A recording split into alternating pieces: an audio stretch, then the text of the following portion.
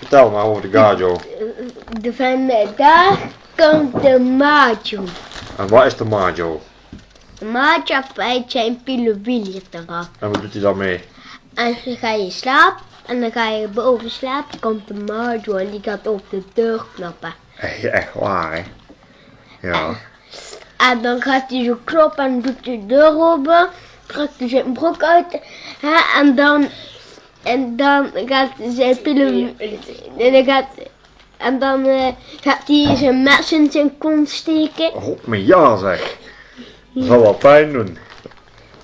En dan gaat hij alles opvreten.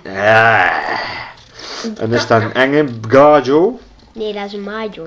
En wat is een Majo? En dan komt de Gajo. En die gaat de Majo doodmaken. Zo pam, pam, pam. God, maar ja zeg. En Heb je die al ooit gezien? nee. Nee. Hoe heet je er dan? En nou pakt hij een schel en gaat hij op iets halen. En daar is het. Oh, dat was heel het verhaal. En dan wil ik even zeggen. Gajo.